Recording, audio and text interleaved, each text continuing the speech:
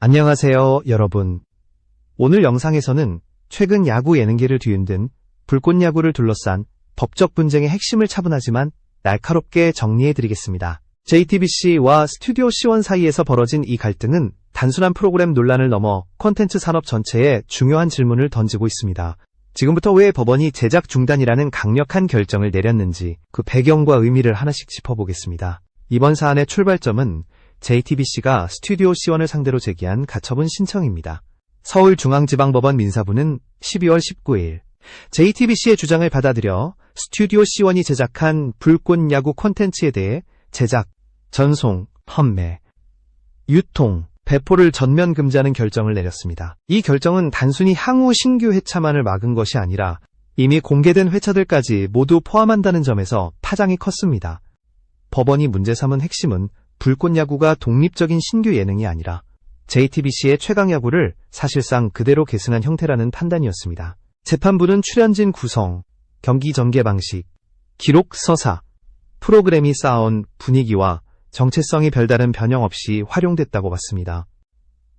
이로 인해 시청자에게는 최강야구의 후속 시즌이 암시되는 효과가 발생했고, 이는 명백한 저작권 침해 및 부정경쟁 행위에 해당한다고 판단했습니다.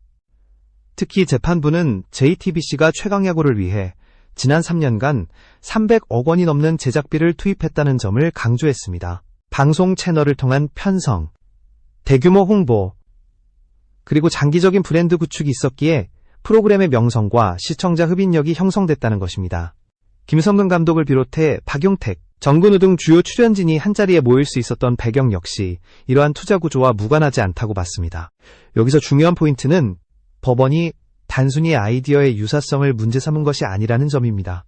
JTBC가 구축해온 프로그램의 성과와 신뢰, 그리고 이를 통해 형성된 경제적 가치가 스튜디오 C1에 의해 그대로 활용됐다고 판단한 것입니다. 이 판단은 향후 예능 프로그램 제작과 포맷 분쟁에서 매우 중요한 선례로 작용할 가능성이 큽니다. 잠시 여기서 이 영상을 보고 계신 여러분께 진심으로 감사의 말씀을 드립니다. 이런 깊이 있는 이야기를 계속 전해드릴 수 있도록 채널 구독과 관심으로 응원해 주신다면 큰 힘이 됩니다. 이제 다음으로 살펴볼 부분은 이번 결정으로 인해 불꽃야구와 최강야구의 향후 행보가 어떻게 달라질 수 있는지입니다. 가처분 결정이 갖는 법적 효력과 스튜디오 C1이 처한 현실적인 선택지에 대해 더 깊이 들어가 보겠습니다. 가처분이라는 단어가 다소 어렵게 느껴질 수 있지만 이번 사안을 이해하는 데 핵심이 되는 개념입니다. 가처분은 본안 소송의 최종 결론이 나오기 전까지 분쟁의 대상이 되는 행위를 잠정적으로 중단시키는 법원의 임시조치입니다. 즉, 최종 판결이 확정된 것은 아니지만 그 결정이 내려지는 순간부터 당사자에게는 즉각적인 구속력이 발생합니다. 이번 결정에서 법원은 불꽃야구에 대해 제작, 전송, 유통, 배포를 모두 금지했습니다. 이는 단순히 새로운 회차 업로드를 멈추라는 수준이 아니라 이미 공개된 영상조차 더 이상 활용해서는 안 된다는 의미입니다. 실무적으로 보면 콘텐츠 제작사는 이 결정을 어길 경우 추가적인 법적 책임과 손해배상 위험을 감수해야 하는 상황에 놓이게 됩니다. 이 때문에 현재 단계에서 불꽃야구가 기존 형태로 계속 공개되거나 새로운 에피소드가 올라올 가능성은 사실상 차단됐다고 볼 수 있습니다. 가처분은 잠정 조치이지만 실제 현장에서는 프로그램의 생명줄을 즉시 끊어버리는 강력한 효과를 발휘합니다. 특히 영상 콘텐츠처럼 시의성이 중요한 분야에서는 가처분 결정 자체가 치명적인 타격이 될 수 있습니다. 법원은 이번 사안이 JTBC에 실질적인 피해를 줬다고도 판단했습니다. 최강야구 시즌4가 적절한 시기에 제작과 방송을 하지 못했고 동시에 불꽃야구가 공개되면서 시청자 관심이 분산됐다는 점을 지적했습니다. 이는 단순한 명예훼손이나 이미지 문제를 넘어 직접적인 경제적 이익 침해로 이어졌다고 본 것입니다. 스튜디오 C1 측이 주장했던 저작권 공동소유 논리 역시 받아들여지지 않았습니다. 재판부는 공동제작 계약 당시 JTBC가 표준 제작비의 110%를 방영권료로 지급하는 대신 프로그램의 저작권은 JTBC가 보유하기로 합의됐다는 점을 근거로 들었습니다. 또한 스튜디오 C1이 시청률 인센티브와 광고, 협찬 수익 배분을 통해 이미 상당한 보상을 받아왔다는 점도 함께 고려됐습니다. 이 대목은 콘텐츠 제작 구조를 이해하는 데 매우 중요합니다. 제작에 참여했다고 해서 자동으로 저작권을 보유하는 것은 아니며 계약 구조에 따라 권리의 귀속이 명확히 달라질 수 있다는 점을 법원이 분명히 한 셈입니다. 이번 결정은 향후 제작사와 방송사 간 계약 관계에서 저작권 조항이 얼마나 중요한지 다시 한번 각인시키는 사례로 남게 될 가능성이 큽니다. 이제 남은 쟁점은 본안 소송입니다. 가처분은 어디까지나 임시 판단이기 때문에 최종적인 결론은 정식 소송을 통해 확정되게 됩니다. 다만 현 단계에서 법원이 이렇게 명확한 판단을 내렸다는 점은 향후 재판의 방향을 가늠하게 하는 중요한 신호로 받아들여지고 있습니다. 다음 부분에서는 JTBC의 공식 입장과 아직 공개되지 않은 스튜디오 C1의 대응 가능성을 중심으로 이 사안을 더 깊이 들여다보겠습니다. 과연 이 분쟁은 어떤 결말로 향하게 될지, 그리고 불꽃야구라는 이름이 다시 등장할 수 있는 여지는 남아있는지 차분히 짚어보겠습니다. 가처분 결정이 알려진 직후 JTBC는 비교적 빠르게 공식 입장을 내놓았습니다. JTBC는 이번 판단이 콘텐츠 제작 산업이 바람직한 방향으로 나아가기 위한 기준을 제시한 결정이라며 법원의 판단에 감사를 표했습니다. 동시에 이번 가처분과는 별도로 본안 소송을 통해 손해배상 청구 등 추가적인 법적 대응을 이어가겠다는 의지도 분명히 했습니다. JTBC의 입장에서 이번 분쟁은 단순히 하나의 예능 프로그램을 지키는 문제가 아닙니다. 오랜 시간과 막대한 자본을 투입해 구축한 포맷과 브랜드, 그리고 이를 통해 형성된 신뢰가 보호받을 수 있는지에 대한 시험대에 올랐다고 볼 수 있습니다. 만약 이러한 요소들이 충분한 보호를 받지 못한다면 향후 방송사와 제작사 모두 장기 투자를 꺼리게 될 수 있다는 우려도 함께 담겨 있습니다. 반면 스튜디오 C1의 공식적인 상세 입장은 결정 직후까지 명확히 공개되지 않았습니다. 다만 업계에서는 스튜디오 C1이 향후 본안 소송에서 최강야구와 불꽃야구의 차별성을 강조하거나 제작 과정에서의 기여도를 다시 부각시키는 전략을 택할 가능성이 거론되고 있습니다. 또 다른 선택지로는 포맷과 출연진, 구성 전반을 대폭 수정해 완전히 다른 프로그램으로 재출발하는 방안도 조심스럽게 언급되고 있습니다. 그러나 현실적으로 이 길이 쉽지는 않습니다. 이미 법원이 현재 형태의 불꽃야구를 최강야구의 연속선상에 있는 콘텐츠로 판단한 만큼 단순한 일부 수정만으로는 법적 리스크를 해소하기 어렵기 때문입니다. 출연진 구성과 경기서사, 프로그램의 톤 앤드 매너를 근본적으로 바꾸지 않는 한 같은 문제에 다시 부딪힐 가능성이 높다는 분석이 나옵니다. 시청자 입장에서 가장 궁금한 점은 결국 하나로 모입니다. 불꽃야구를 다시 볼 수 있는 날이 과연 올 것인가? 아니면 이 프로그램은 여기서 사실상 막을 내리게 되는 것인가 하는 질문입니다. 현재로서는 기존 형태의 불꽃야구가 다시 공개될 가능성은 매우 낮아 보이며 모든 판단은 본안 소송의 결과에 달려있다고 할 수 있습니다. 이 분쟁은 단순한 당사자 간 갈등을 넘어 콘텐츠 산업 전반에 던지는 메시지가 분명합니다. 아이디어와 포맷, 출연진 조합이라는 무형의 자산이 어디까지 보호받을 수 있는지, 그리고 그 경계선은 어디에 그어져야 하는지에 대한 사회적 논의를 촉발하고 있기 때문입니다. 특히 예능 프로그램처럼 형식과 서사가 누적되는 콘텐츠일수록 이러한 판단의 파급력은 더 커질 수밖에 없습니다. 다음으로는 이번 사안이 한국 예능 산업과 제작 환경에 어떤 영향을 미칠지, 그리고 앞으로 비슷한 분쟁을 피하기 위해 무엇이 달라져야 하는지를 살펴보겠습니다. 이 결정이 단발성 사건으로 끝날지 아니면 새로운 기준으로 자리 잡을지에 대한 분석을 이어가 보겠습니다. 이번 가처분 결정이 갖는 또 하나의 의미는 예능 프로그램도 더 이상 느슨한 영역으로 남아있지 않다는 점을 분명히 했다는 데 있습니다. 과거에는 예능 포맷의 유사성이 문제가 되더라도 관행이나 업계 분위기 속에서 묵인되는 경우가 적지 않았습니다. 하지만 이번 판단은 예능 역시 명확한 저작권과 경제적 가치가 결합된 산업자산이라는 점을 법원이 분명히 선언한 사례로 평가됩니다. 특히 최강야구와 불꽃야구의 관계는 단순한 콘셉트 차용을 넘어 프로그램에 축적된 서사를 어떻게 계승했는지가 핵심 쟁점이었습니다.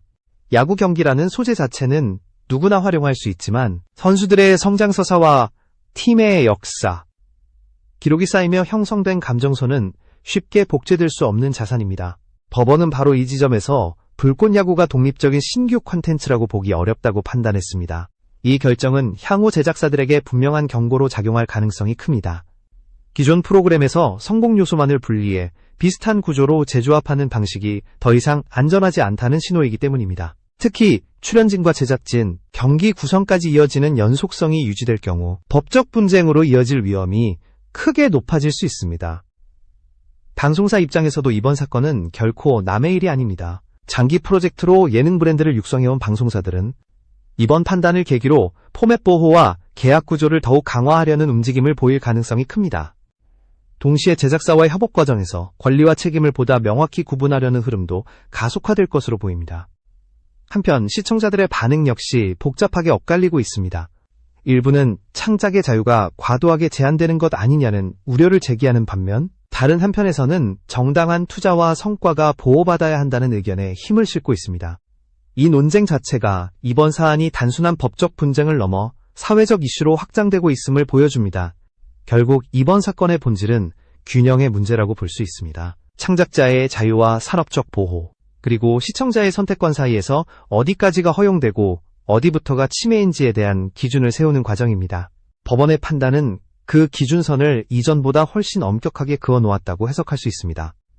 이제 다음으로 살펴볼 것은 본안 소송 결과에 따라 어떤 시나리오들이 가능한지입니다. 불꽃 야구와 최강 야구, 그리고 스튜디오 C1과 JTBC의 관계가 어떤 방향으로 재편될 수 있는지 차분히 전망해 보겠습니다. 본안 소송의 결과에 따라 앞으로 전개될 수 있는 시나리오는 크게 몇 가지로 나눠볼 수 있습니다. 첫 번째는 법원이 가처분 판단을 그대로 유지하며 JTBC의 저작권과 권리 침해를 최종적으로 인정하는 경우입니다. 이 경우 불꽃야구는 기존 형태로는 완전히 종결되고 스튜디오 C1은 손해배상 책임까지 부담할 가능성이 커집니다. 이 시나리오가 현실화된다면 방송업계 전반에 미치는 영향은 상당할 것입니다. 장기 프로젝트 예능에 대한 법적 보호 수준이 한 단계 높아지면서 포맷 개발과 브랜드 구축에 대한 투자가 더욱 활성화될 수 있습니다. 동시에 제작사들은 새로운 프로그램을 기획할 때 기존 콘텐츠와의 거리두기에 훨씬 더 신중해질 수밖에 없게 됩니다. 두 번째 시나리오는 본안 소송에서 일부 판단이 달라지는 경우입니다. 가처분은 인정되었지만 손해 범위나 침해 정도에 대해 보다 제한적인 판단이 내려질 가능성도 배제할 수는 없습니다. 이 경우 스튜디오 C1은 일정한 법적 책임을 지되 향후 수정된 형태의 신규 프로그램 제작을 모색할 여지가 생길 수 있습니다. 다만 이 역시 쉽지 않은 선택입니다. 이미 불꽃야구라는 이름과 구조 자체가 최강야구와 강하게 연결돼 인식되고 있는 상황에서 시청자들에게 전혀 다른 콘텐츠로 받아들여지게 만드는 것은 큰 도전이기 때문입니다. 프로그램의 정체성을 완전히 재구성하지 않는 한 같은 논란이 반복될 가능성도 여전히 남아 있습니다. 세 번째 가능성으로는 양측이 본안 판결 이전에 합의에 이르는 경우도 거론됩니다. 법적 다툼이 장기화될수록 시간과 비용, 그리고 이미지 손실이 커지는 만큼 일정 수준에서 타협점을 찾는 선택입니다. 하지만 이번 사안이 단순한 금전 문제를 넘어 포맷과 권리의 귀속이라는 근본적인 문제를 안고 있는 만큼 현실화 가능성은 높지 않다는 분석도 많습니다.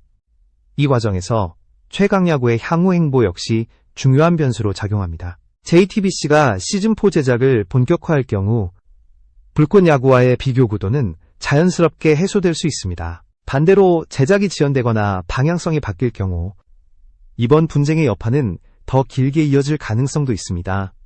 결국 본안 소송의 결론은 단순히 승패를 가르는 문제가 아닙니다. 콘텐츠 산업에서 누가 어떤 권리를 갖고 그 권리가 어디까지 보호받을 수 있는지에 대한 기준을 확정짓는 과정입니다.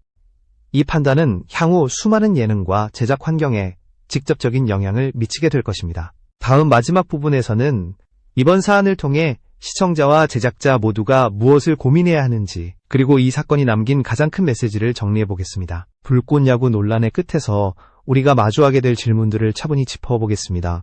이번 불꽃야구 논란이 남긴 가장 큰 질문은 단순합니다. 콘텐츠는 어디까지가 창작이고 어디부터가 침해인가 라는 문제입니다. 법원은 이번 결정을 통해 그 경계선을 이전보다 훨씬 명확하고 엄격하게 제시했습니다. 시청자의 입장에서 보면 아쉬움이 남는 것도 사실입니다. 익숙한 출연진과 서사를 다시 보고 싶다는 기대가 좌절됐기 때문입니다. 하지만 동시에 이러한 기대가 만들어지기까지 누군가가 감수했던 시간과 비용, 위험 역시 존중받아야 한다는 현실도 함께 드러났습니다. 제작자의 관점에서는 더 무거운 메시지가 던져졌습니다. 성과가 축적된 포맷과 브랜드는 단순한 아이디어가 아니라 보호받아야 할 자산이라는 점입니다. 과거처럼 성공한 구조를 변형 없이 이어가는 방식은 이제 더 이상 안전지대가 아니라는 경고로 받아들여질 수 있습니다. 이번 사안은 결국 한국 예능 산업이 성숙 단계로 접어들고 있음을 보여주는 징표이기도 합니다. 명확한 계약, 분명한 권리, 귀속, 그리고 장기적인 브랜드 관리가 선택이 아니라 필수가 되고 있다는 의미입니다. 이는 단기적으로는 제작 환경을 더 까다롭게 만들 수 있지만 장기적으로는 산업 전체의 신뢰도를 높이는 방향으로 작용할 가능성이 큽니다. 불꽃야구가 다시 등장할 수 있을지, 혹은 완전히 다른 모습으로 재탄생할 수 있을지는 아직 알 수 없습니다. 모든 답은 본안 소송의 최종 판단 이후에야 비로소 윤곽을 드러낼 것입니다. 다만 분명한 것은 이번 사건이 하나의 프로그램을 넘어 콘텐츠 산업 전반에 오래 남을 기준점을 남겼다는 사실입니다. 앞으로 시청자들은 더 다양한 선택지를 기대할 수 있을 것이고, 제작자들은 그만큼 더 치열한 고민을 해야 하는 시대가 열렸습니다. 불꽃야구 논란은 그렇게 단순한 분쟁을 넘어 변화의 신호탄으로 기록될 가능성이 큽니다. 오늘 이야기는 여기까지입니다. 앞으로 추가로 확인되는 공식 입장이나 법적 진행 상황이 나오면 다시 한번 전해드리겠습니다.